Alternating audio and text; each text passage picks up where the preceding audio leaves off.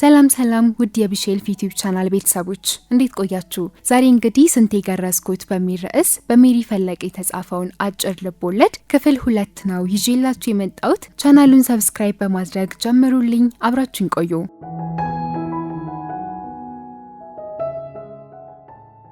ዶክተር ያሳውየን ይላከልሽ።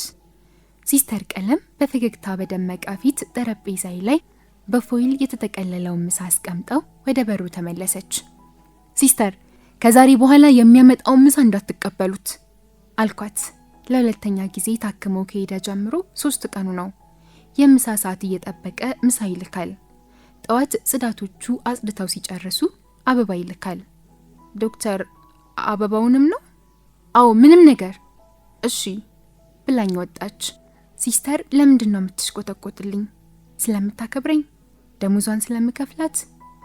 አለቃዋ ስለሆንኩ እንጂ አትወደኝም፣ ትጠላኝም ይሆናል። ይሄ የተረገመ ሰው ምን እንዳስብ እያደረገኝ ነው።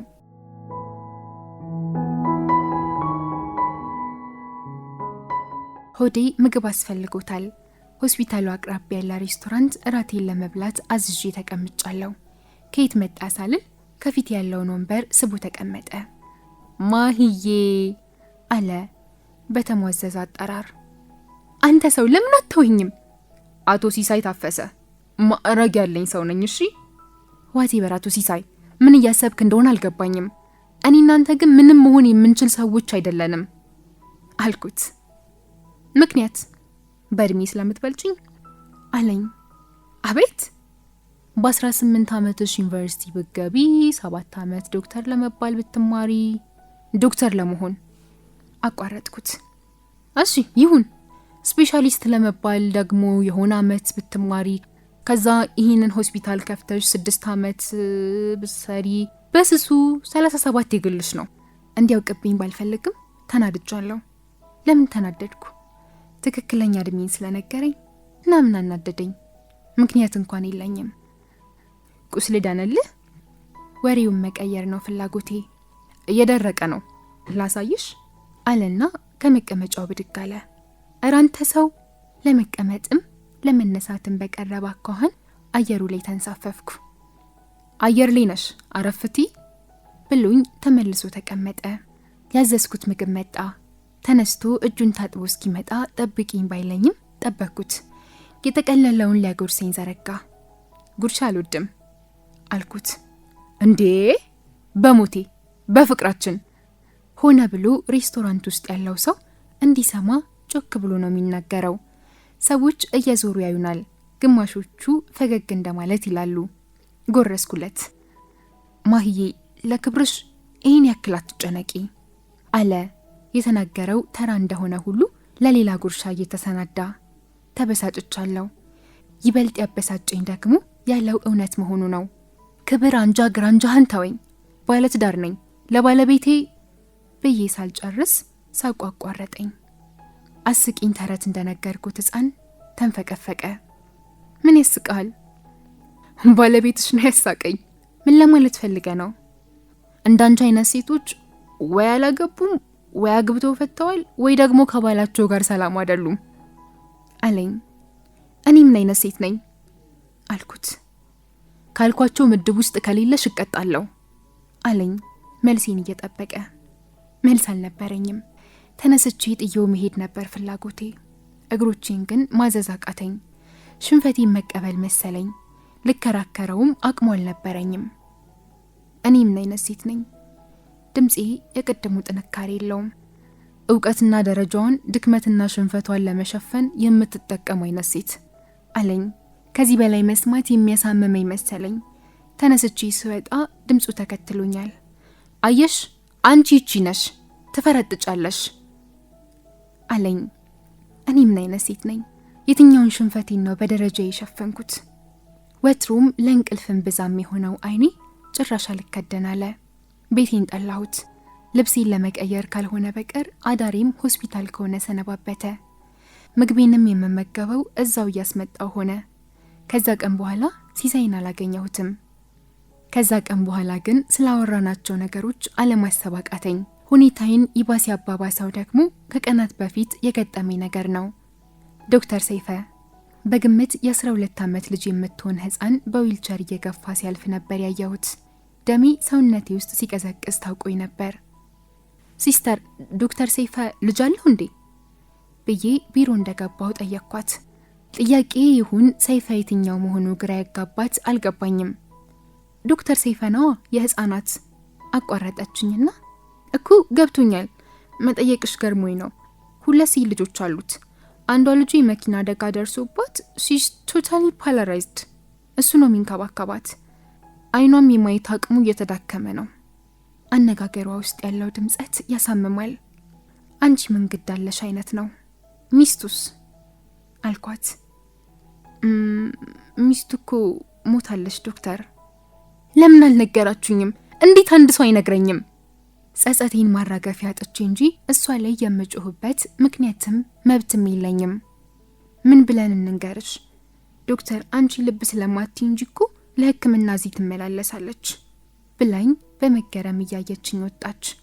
ኡፍ በኢየሱስ ስም ምንድን ነው የሰራሁት? ዶክተር ሰይፈ በሙያው ማንም እንከን የማያወጣለት ጎበዝ ሰው ነው። በተደጋጋሚ እያረፈደና እየቀረ ስላስቸገረ ቦርዱን ሰብስቤ ከስራው እንዲባረር ያደረግኩት ቀን ያሳየኝን ፊት ትርጉም የምረዳው አሁን ነው። ምክንያቱን እንኳን ሊነግረኝ የደከመው ነበር የሚመስለው። እሺ ብቻ ነበር ያለኝ። ከቦርድ አባላቱ አንዱ ምክንያቱን እንድሰማው ጠይቆኝ ነበር።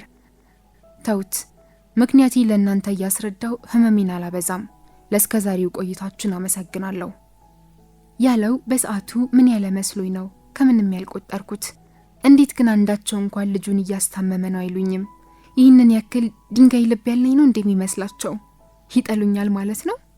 ማሰብ ይደክማል እንዴ? ማሰብ ደከመኝ።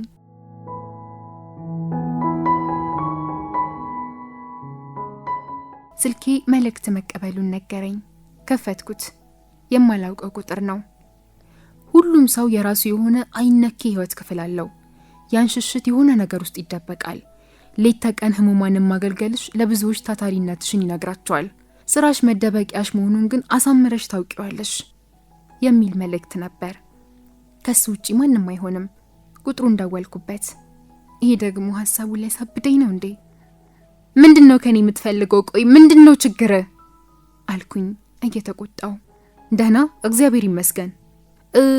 ምሳ እንኳን አይመቸኝም፣ እራት ቢሆንልኝ ይመርጣለሁ አለኝ ዘና ብሎ። ምን ልለው ነበር የደወልኩት? ቁጣዬን ምላሴ ላይ ምን ያልከሰክሰዋል? እራት ልጋብዝሽ አለኝ ዝምታዬን ተከትሎ። ምን እንደምመልስለት ግራ ገባኝ። ማሂ ፕሊስ እሺ በይኝ። እኔ ደስ ብቻ ነው የሚለኝ። ዶክተር ማህደር እራት ተጋበዘችልኝ ብዬ ቀላል ሴት ይሆንሽ አይመስለኝም። የማስበውን እኔ አስቤ ሳልጨርስ ከሷ አፍሰማዋለሁ። የባለፈው ሬስቶራንት 12 ሰዓት ላይ ላግኝሽ፣ ውብ ቀን ዋይ ብሉኝ እምቢም እሺም ሳለው ስልኩን ዘጋው።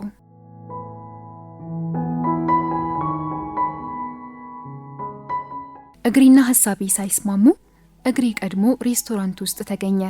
ሲሳይ ቀድሞኝ ተገኝቷል። ልጨብጠው የዘረጋሁት እጄን ሳብ አድርጎ አቀፈኝ። የምቀመጥበትንም ወንበር ሳበልኝ። እራትና ወይን አዘዝን።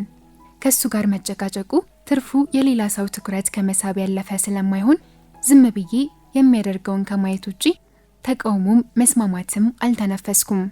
አፉ ከማውራት እጁ ከማጉረስ ሳይቦዝን ነበር እራት ተመግበን የጨረስ ነው። እኔ ከዚህ በላይ አልጠጣም፣ ወደ ስራ መመለስ አለብኝ አልኩት። ያልኩትን የሰማ አይመስልም። ቀዳልኝ። በአትኩሮት ሲመለከተኝ ከቆየ በኋላ ግንኙነት ካደረግሽ ስንት ጊዜሽ ነው? ወራት? አመታት? አለ ቀለል አድርጎ። አንተ ያማል እንዴ አልኩት ደንግጬ ይሁን አፍሬ ሳይገባኝ። ምን ነው አንቺ ጭራሽ 00 ነሽ እንዴ አለኝ በማብሸቅ ለዛ። ደሞ አብሽቆኛል። አንተ እኔን ለማንጓጠጥ የሚያስችል ቦታ ላይ እንዳለህ ነው የሚሰማ አልኩት። ያልኩትን ሳልጨርስ በሳቅ መንፈቅፈቁን ያዘው። ማሂ ከኔ ጋር ስታወሪ ጨዋ ቃላት ፈልጊ። ትናንት እጄ ላይ ሸለፈትን ተገርዘ ልጅን በማስረገዣ እድሜ አንጀርግገው ምናምን በይኝ። እንደሱ ለማለት እንኳን አልነበረም አልኩት። በጨዋኛ ስለ ስድብ ምን ታውቅና እንደማለት አይደል አለኝ። ኧረ በእግዚአብሔር እንደዛ አይደለም። ከመደንገጥ የተነሳ ወንበሬ ላይ ዘልያለሁ። እሱ ምንም እንዳላለ ሁሉ በሁኔታዬ ይንፈቀፈቃል። ያልተገረዘ ግንኙነት አያደርግም ያለሽ ማን ነው? አባባሉ ቀዝቃዛ ስሜት ስለነበረው ስሜቱን የጎዳው ስለመሰለኝ ወንዶች ስለማይገረዙባቸው ሀገራት ገጥሞኝ ስለሚያውቁ አጋጣሚዎች ነገርኩት። እረ እኔ ስቀልድ ነው አለ መሳቁንም ሳያቆም። በህይወት ውስጥ የሚያስከፋው የሚያፍርበት ሊያወራው የማይፈልገው ነገሩ ምን ይሆን ብዬ አሰብኩ። ሲያወራ ፍጹም ጨዋ፣ ደግሞ ፍጹም ባለጌ፣ ደግሞ ፍጹም አዋቂ፣ ደግሞ ፍጹም ሕፃን ሁሉንም ይሆናል። ሲሳይን ማወቅ ከበደኝ። ያልተገረዘው ቤተሰባቸው ወንድ ልጅ እየሞተ ሲያስቸግራቸው የሄዱበት ጠንቋይ እንዳይገረዝ ስለነገራቸው መሆኑን እንደለመደው በራሱና በቤተሰቡ እየቀለደ ነገረኝ። እያደኩ ከመጣው በኋላ መገረዙ አሳፈረኝና ረጃው አለ። በፍጹም አፍረህበት የምታውቅ ግን አትመስልም አልኩት። አንቺ ጋር ስመጣማ ከማፈር አልፎ አስጠልቶኝ ነበር። ሲያወራ በራስ መተማመኑ ለሰከንድ አይለየውም። ደጋግሞ ከሚያወራቸው ነገሮች በወላጆቹና በስድስት እህቶቹ የተለየ ፍቅር ተሰጥቶት እንደኖረ ገባኝ። ከብዙ ሰው ጋር መግባባቱ፣ ብዙ ጓደኞች ማፍራቱ ምናልባትም ከተማረው የሳይኮሎጂ ትምህርቱ ጋር ግንኙነት ይኖረው ይሆናል ብዬ አሰብኩኝ። ጓደኞች የሉሽም? ይሆናል አይደል? አብረሻቸው አንዳንዴ ዘና ምትይበት ምናምን። የሉኝም ብዬ መለስኩ። እሺ ሲደብርሽ፣ ሲከፋሽ፣ ደስ ሲልሽ ወይ የተለየ ነገር ሲገጥምሽ ለማን ታወሪያለሽ አለኝ። አይኖቹ የሚያነቡኝ ስለሚመስሉኝ እሸሻቸዋለሁ። አንተስ ብዬ ጠየቅኩት። ያ ስሜት በተሰማኝ ሰዓት አጠገቤ ላገኘው ሰው ሁሉ አወራለሁ። ለምሳሌ ሸኝቼሽ ስመለስ ለሆስፒታላችሁ ዘበኛ ደስ እንዳለኝ ልነግረው እችላለሁ። ቀለል አድርጎ ነው የሚያወራው። እየቀለድክ ነው ስለው የምሬን ነው። ምን ነው የምል ከእኩዮች ቢያንስ ከቤተሰብ ባንተ ደረጃ ካሉ ሰዎች ጋር አላስጨረሰኝም። ደረጃ ምንድን ነው? ደረጃ መዳቢውስ ማን ነው? እኔን ከኛ ዘበኛ ወይ ከዚህ አስተናጋጅ በላይ ወይም ደግሞ በታች ደረጃ የሰጠን ማን ነው? የኔ መማርና ቢሮ መቀመጥ? የእሳቸው የኔን እድል አለማግኘትና ዘበኛ መሆን? ንገሪኝ እስኪ። እሳቸው የሚያውቁትን ወይም የሚችሉትን ደረጃ ብለን ባወጣንላቸው ዘበኝነት እንዴት እንመዝነዋለን? አለ አይቺበት የማላውቅበትን የለበጣ ፈገግታ ፈገግ ብሎ ቀጠለ። አፈር ምን ደረጃ አለው? ነፍስስ ብትሆን ያው ነፍስ አይደለች? በምትሰራው ስራ ካልዳኘናት በቀር የሰው ደረጃው ሰውነቱ ነው አለኝ። ዝም አልኩት። ደግሞስ ምን ልለው እችላለሁ? ቤተሰቦችሽ የት ናቸው አለኝ። ወዲያው ከዛኛው ስሜት ወጥቶ ቤተሰቦቼ ምን ነው ሞተዋል? ተጣልታችኋል? ወይስ እንደ እህል ዘርተውሽ ነው የበቀልሽው አለኝ። ተናድጄ አቋረጥኩት። ቁስሌን እያወራ እንደሆነ አልገባውም። ምንም ስነ ስርዓት አታውቅም ባለጌ ነህ አልኩት። እሺ አለኝ ቁጣዬን ከምንም ሳይቆጥረው እጄን እየዳበሰ። እሺ ግን ንገሪኝ፣ ማወቅ ፈልጋለሁ። ምኑን ልንገረው? አባቴ ከእህቱ ልጅ እንደወለደኝና ወንድ አያቴ እንዳሳደጉኝ፣ ቤተሰብ ውስጥ እንዳንዳች ማዕት ሲጸየፉኝ እንደኖር፣ አያቴ ሲሞት ያየሁትን አስቀያሚ ህይወት ገጽታ የቱን ልንገረው? ለማንም ለማውራት የሚቀል አልነበረም። እምባይ መጣ። እያየኝ ማልቀስ ግን አልፈለኩም። የመጣው ይምጣ ብዬ ተነስቼ መውጣት እንደጀመርኩ እምባይ ማስቆም አቃተኝ። ሬስቶራንቱን መግቢያ እንዳለፍኩ ሮጦ ደረሰብኝ። አቀፈኝ። እንደ ህፃን ደረቱ ላይ አጥብቆ አቀፈኝ። አለቀስኩ። አላባበለኝም። ጸጉሬን እየዳባበሰና እየሳመ ለቅሶዬን እስክተው ጠበቀኝ።